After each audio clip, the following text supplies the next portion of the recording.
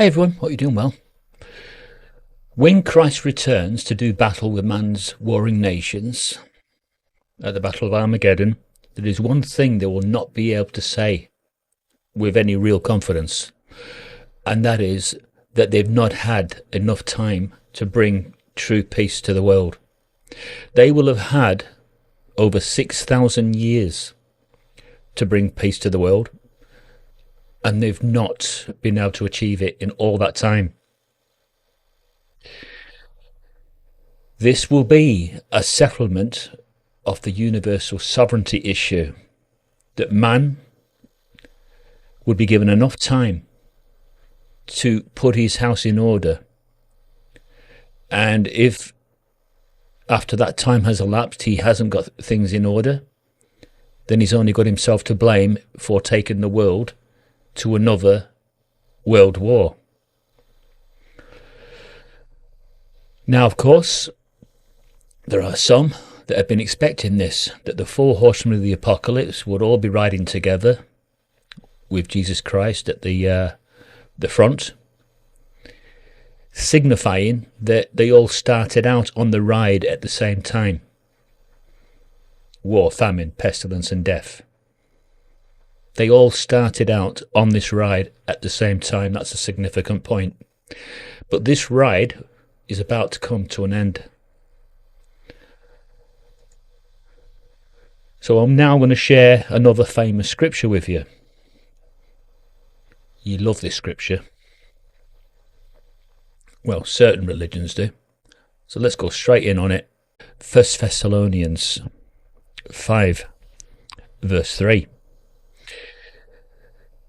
Whenever it is that they are saying peace and security, then sudden destruction is to be instantly upon them, just like the birth pains of a pregnant woman, and they will by no means escape.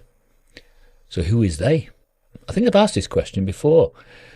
Who is they that sudden destruction is to be instantly upon them? Well, I suppose it has to be the ones that are declaring that there's peace when there is no peace. These are the ones that will come to nothing, because they will be falsifying and they will be selling a lie to the world, telling the world we've achieved peace, when clearly it will not be lasting peace. Now, you will have heard the phrases coming from all the world leaders, all the BBC and ITV and all the media at the moment are pushing this lasting peace.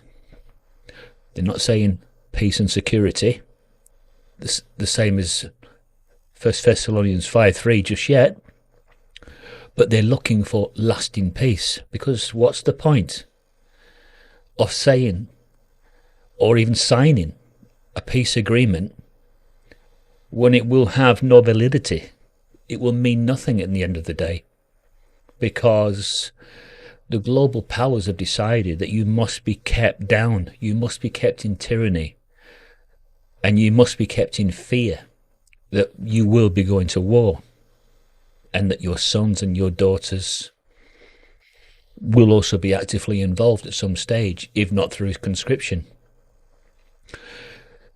And so the global powers will certainly not want peace. They've not wanted peace, mankind, since the Garden of Eden, the first murder, when Cain took the life of Abel. They've not wanted to have a peaceful, harmonious life and existence.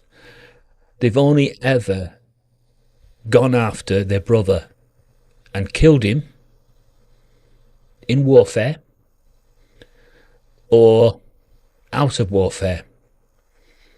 But they've learnt how to murder people and take lives. And so what would make you think that all these leaders gathering right at the moment would truly want peace? They don't. They don't want peace. It is a lie. It is just to keep the carrot dangled in front of us and make us believe there's a chance of peace. But it will not be the kind of peace, lasting peace, that only God's messianic kingdom will be able to accomplish. That will be true, lasting peace, that once established will last to time indefinite. Whereas what man is offering us right now is a small token that they're working towards peace. But at what cost? Probably will cost billions, and it may even cost that in lives as well, if not in money, to maintain some kind of peaceful world.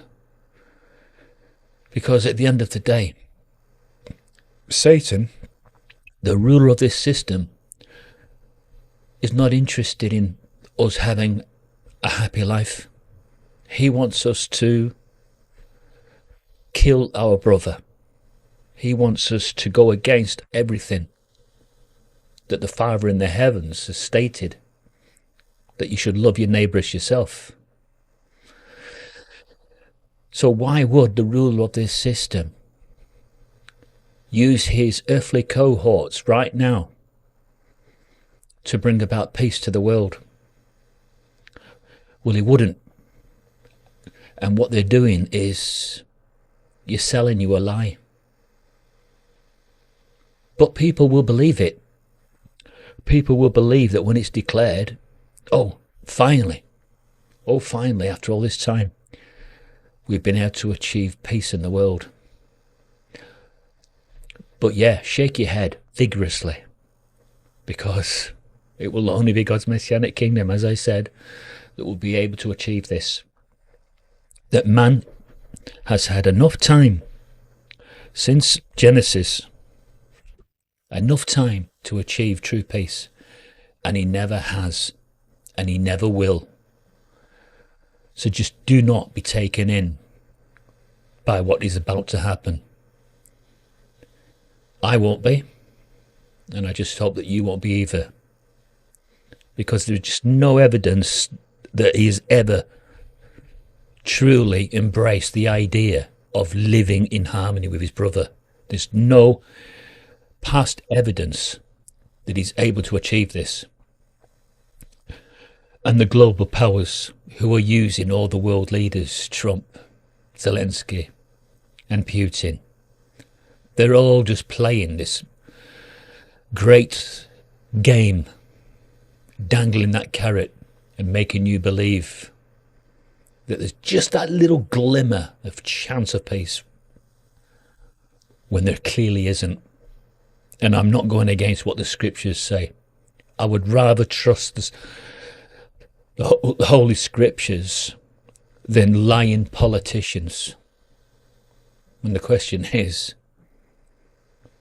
would you trust the Scriptures above anything that these leaders are saying? Because if you do trust the Scriptures above that, then you will certainly be on your guard against any false declarations, which I believe are coming.